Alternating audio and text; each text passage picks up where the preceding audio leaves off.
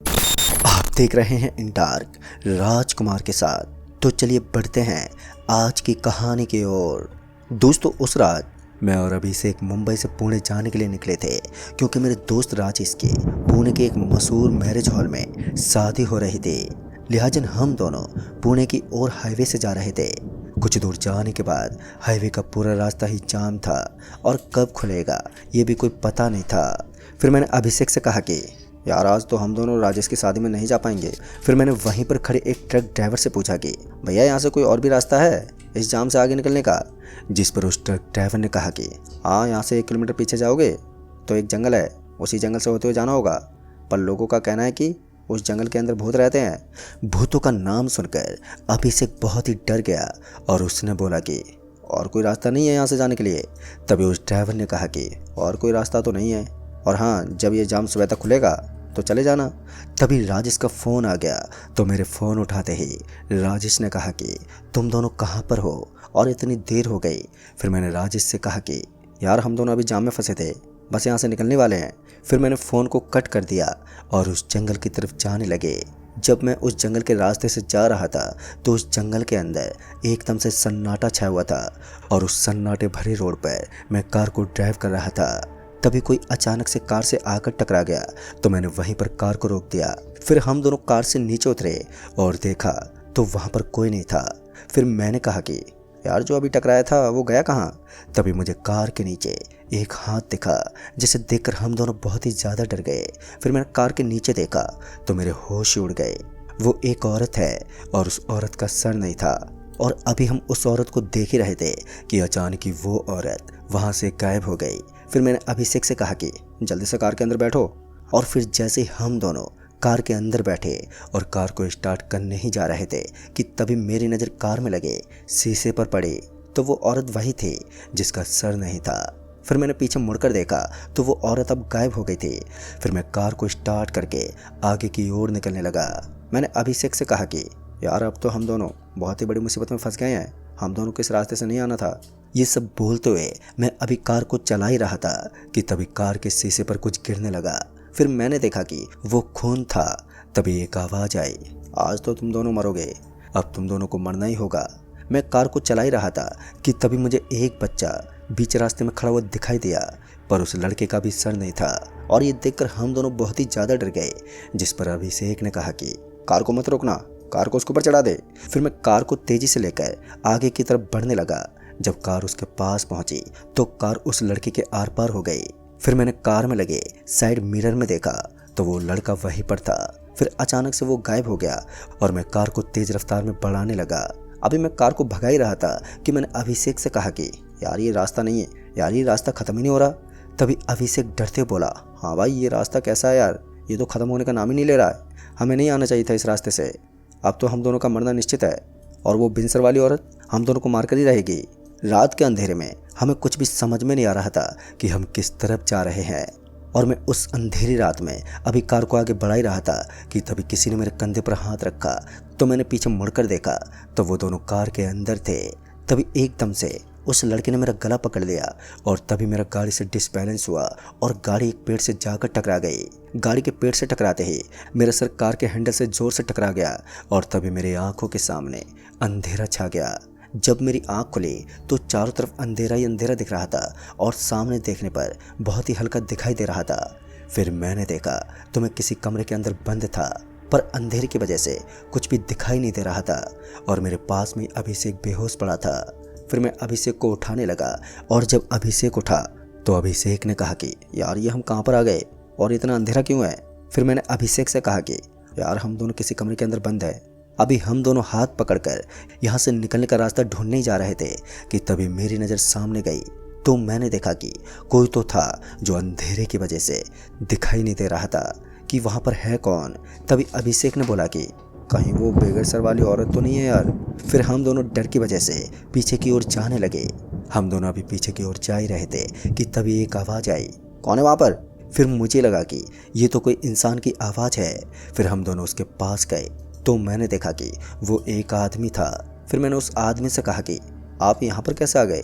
तभी उस आदमी ने बताया कि उस रात में घर जाने के लिए बहुत ही ज़्यादा लेट हो गया था और आसमान में बादल भी गरज रहे थे और बिजलियां बहुत ही जोरों से कड़क रही थी।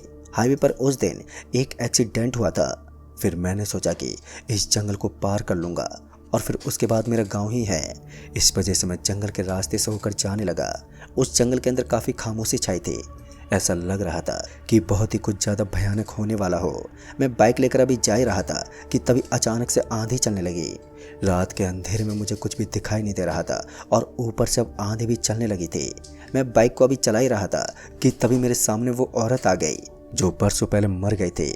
जब मैंने उस औरत को अपने सामने देखा तो मेरे तो होश ही उड़ गए, क्योंकि वो औरत मेरे ही गांव की सुरेश की पत्नी थी। लिहाजन सुरेश एक अच्छा आदमी था जो हर किसी की मदद करता था और उसकी पत्नी बहुत ही बुरी औरत थी, क्योंकि वो पिशाच की पूजा करती थी। अगर वो औरत किसी बच्चे को देख लेती तो वो बच्चे को अपने बस में कर लेती थी और रात में बच्चों की बलि दे दिया करती थी। रात भर तंत्र मंत्र की पूजा किया करती थी और सुरेश ये सब करने के लिए उसे मना करता रहता था, पर उसकी पत्नी उसकी कोई बात नहीं मानती थी। और अगर सुरेश उसे रोकने की कोशिश करता तो उसे वो अपने बस में करके उसे भी अपने साथ बैठा लिया करती थी और साथ में बैठा कर वो शैतानों की पूजा करवाती थी। सुरेश का एक बेटा भी था और वो भी अपनी मम्मी की तरह ही हरकतें कर रहा था। वो भी बच्चों के साथ खेलते वक्त तो वो उन बच्चों के ऊपर वो सब किया करता था जो वो अपनी मम्मी से सीखता था, और वो सब करने के बाद वो अपनी माँ को आके बताता था। अब गांव वाले भी सुरेश की पत्नी से तंग आ गए थे। फिर एक दिन जब सुरेश की पत्नी किसी बच्चे की बलि दे रही थी कि तभी एक औरत ने देखा तो उसने सारे गांव को इकट्ठा कर लिया और गांव वालों ने उस औरत की असली शक्ल देख ली। और साथ ही गांव वालों ने देखा कि सुरेश, जो कि उस औरत का पति था, वो वहीं पर बेहोश पड़ा था और उसका बेटा उसी के साथ बैठकर पूजा कर रहा था।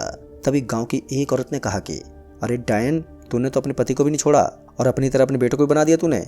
फिर किसी ने सुरेश के ऊपर पानी की छींटें मारी तो सुरेश को होश आ गया, यानी कि वो अभी मरा नहीं था। फिर सुरेश ने देखा कि गांव के सभी लोग वहां पर इकट्ठा थे। फिर सुरेश ने कहा कि क्या हुआ जो आप सभी यहाँ पर हो। तभी एक आदमी ने बोला कि तुम्हें कुछ भी नहीं पता। तभी सुरेश ने कहा कि मुझे तो कुछ भी नहीं मालूम। फिर उस आदमी ने बताया कि तुम्हारी पत्नी प्रियांशु के बेटे की बलि दे रही थी।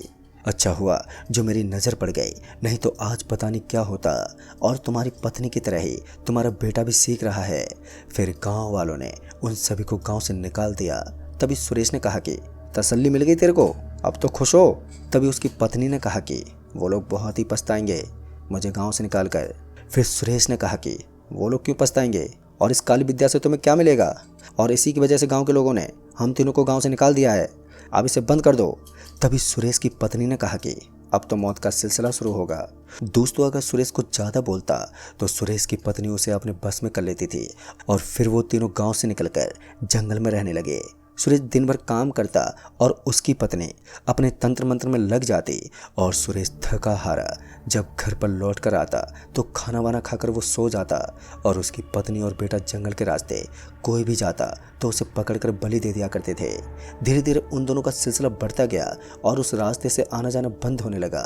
तभी एक दिन उस औरत को बलि देना ज़रूरी था तो सुरेश की पत्नी ने सुरेश को ही बलि पर चढ़ा दिया, जिससे वो दोनों और भी पावरफुल बन गए।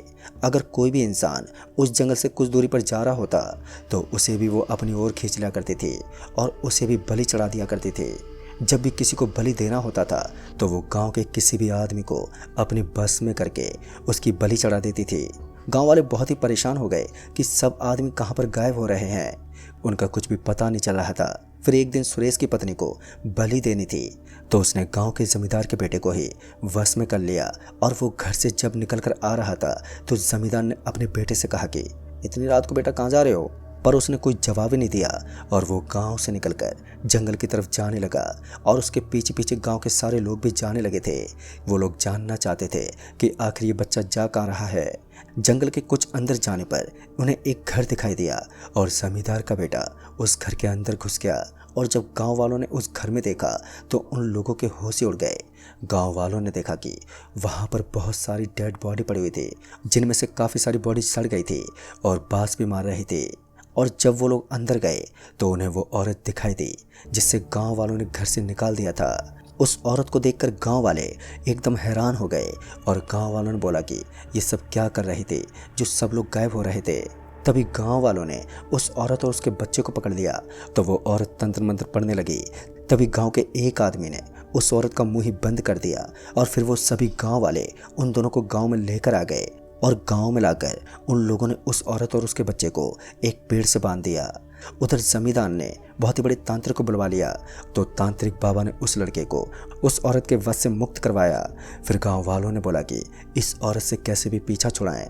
तो बाबा ने कहा कि इस औरत से पीछा छुड़ाना है तो इसका सर काटना होगा और उस सर को कहीं पर छुपा देना और उसका सर कभी भी नहीं मिलना चाहिए।